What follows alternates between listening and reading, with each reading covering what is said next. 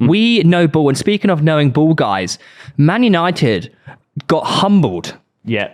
At Old Trafford. Is it a United problem there, Thomas? Or is it a Ten Hag problem? Or is it a Glazer problem? Who else can we blame except the players? I think it is a mix of everything. Like what Carragher and Neville were saying yesterday, I do think it's... I think they're both right. Do you know what I mean? I don't think... So true. You've definitely seen Twitter and seen everyone go, oh my God, they're both right, but they both have great points. When I was the one who tweeted that. And along with the other 10,000 people. Yeah, but mine was the first tweet that went big on it. Whoa! He's gone big time, ladies and gentlemen. Chicken. What do you think, Dreve? What? I think the big problem is they are missing El Butcher. I'm not a friendly fan of him because he kills us. So you think the reason they lost 3-0 to Man City is because Lisandro Martinez are not playing? A little bit of the problem was the fact that he was trying to play Johnny Evans at left centre-back, Harry Maguire at right centre-back. Varane probably should have played that game given the amount of chances that were in the air. He shouldn't have took Amrabat off. Yeah, I thought that was weird playing half time. So weird. Like McTominay's been flying the last few weeks playing that higher role. Then he drops him to hold him mid. Do you think, Tom, that after 18 months, Man United should have an identity and even be further along the line of getting better at football? Well, they by the end of last season, we all thought they had. Yeah. What happened? What went wrong over the summer? I honestly don't know.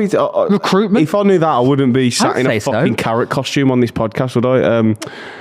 I actually, like I've said the other week, I don't know why he's so in control of the signings. Who, Ten Hag? Yeah. Because he's clearly all his signings. Well, he actually didn't... wasn't there an interview where they were like, oh, why don't you try and implement your Ajax style of play? And he was like, well, I don't have... Never. Yeah, I could never do so why have you signed 30 Ajax players? Yeah, why have you bought 5 Ajax players? You know their defence of Dalot, Maguire, Evans and Lindelof. Could that be their worst defence in the last 10 years? Off the top of my head, maybe. You see Ten Hag saying he left Varane out for tactical reasons and chose Johnny Evans. Yeah, but I don't understand that because Varane's really good at defending his box. Yeah. But Varane's won like 17 Champions League. He came on towards the end of last game when Evans got injured. I think, and then they started Evans, who was walking knock, and Varane. This might be a bit crazy, but hear me out. I think everything goes on this show, my friend. I think Ten Hag knew they were going to lose, so he was like, I'm not going to waste and risk Varane, who's not fully fit. I'll just play him in the next game. You say that, but in the first half, they could. They were pretty good to begin with. Yeah, they had a few chances first half.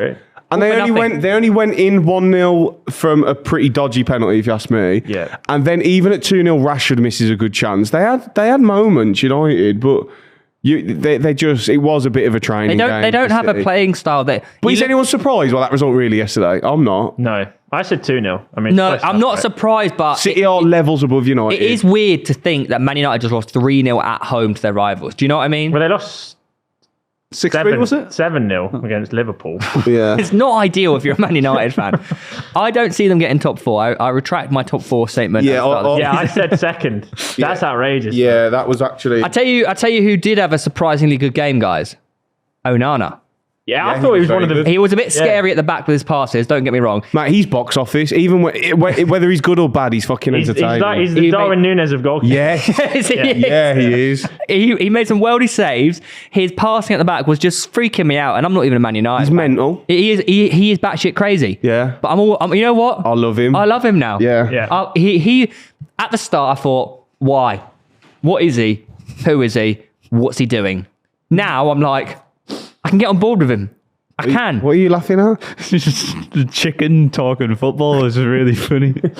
As opposed to a carrot, at least chickens are alive. You mentioned he's the Darwin Núñez in goal, yeah? Yep. We're going to touch on Liverpool in a bit, but I found myself over the weekend starting to like Darwin Núñez a lot. We already do. No, everyone loves Darwin. I swear you said he was going to have a really good season. Yeah, I did say that. No, but I used to think he was... I said he was going to have a great season this season. No, you actually went out and said that he'd be second behind Haaland for Golden Boot. I know, that's a good shout. Yeah, I know it is. It's a fucking amazing shout. You haven't suddenly just started liking him. I actually like him. At first, I thought he was an actual donkey. He was because he was really raw, but now he's like honed in. But I actually really like... You know how Liverpool fans love him? I get it. Do you know what it is? I fully get it. You know what it is? It's the first year of puppy syndrome. So he's arrived at the club and he's going, I get football! And then the second year he's kind of calmed down. He's a bit more of an adult. And now he's just slotting away the chances that he should do. Well, he he's still a bit erratic in front of goal, but A little bit. But Mate. by the way, he put a 1 yard chance postage stamp. Did you see that? he nearly missed it. Yeah. No, you meant it. This clip is brought to you by Super 6, and Super 6 is back again. Now, we've all been playing Super 6 this season, so there's no reason why you shouldn't come and join, because it's completely free, and you could win £250,000 to get over to the app, predict the 6 scores, and the jackpot could be yours. You can also compete against myself, Reeve, and the lovely Theo in our official pitch side mini league. The code to join that is PTCH23, and as well as the jackpot on offer, we are giving away £100 classic football shirts voucher to the person who comes top of that league each round. Once you're in, really easy to play. Just predict your 6 scores, enter your golden goal, hit submit, and you're all set. There's so many chances to win the jackpot over and over again throughout the whole season, and the classic football shirts voucher if you top our league. Remember, completely free shot at £250,000. Imagine all the carrots you can buy with that. You may as well come and get involved. Follow the link in the description below to sign up. Chelsea are back.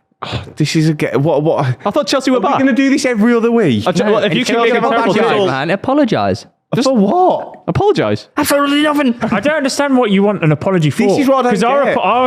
our reasoning was Chelsea are playing good football, which they are. They're just not getting points. At what point Honestly, does playing good football like can get you losses every week? At what point does that become like they're Playing good football all they've just season got- on the they're bottom playing half. great football? They're starting 12th. they've just had a run of what? They beat they won 2, then drew with Arsenal, yeah, and then obviously they've had a stinker. they played really well against us. No, they're playing really great football. They're Really starting good. 11th in the Premier League.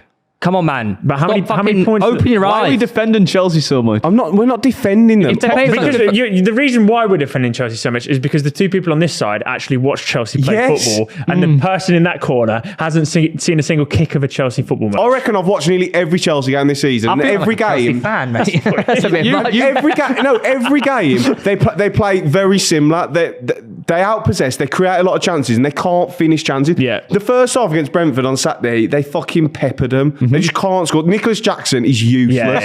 He can't run either. Cole Palmer looked unbelievable first half. Then second half, I don't know what happened. Honestly, they just fell to pot. But with- Brentford didn't even look that good. Our question- The 2-0 is very flattering because the second Yeah. goal he scored an open goal because Sanchez Yeah. is chasing Wait, it like how the rapid is Flintstones. Sanchez, by the way? He's quick man. Yeah, Fast. man. But I get what you're saying.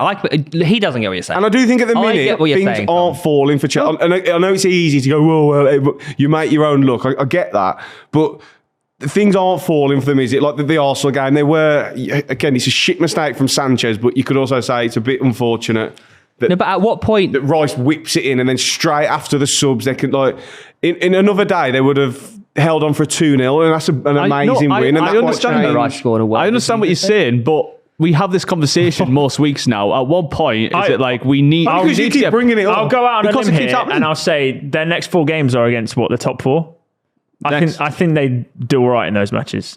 Well, the next few games are very hard that they've got. That's what I'm saying. You think they do all right? Really? Yeah, honestly, I think Chelsea play better against hard. Name the next 4 games. But next up, they got Spurs. away at Spurs. Yeah, Spurs will win that. Spurs will win that. Then they got City at home. City will win that. I don't know, Yeah, and then they got Newcastle away, maybe a draw. And then they've got Brighton at home, maybe a draw. And the Man They'll beat United away. Brighton.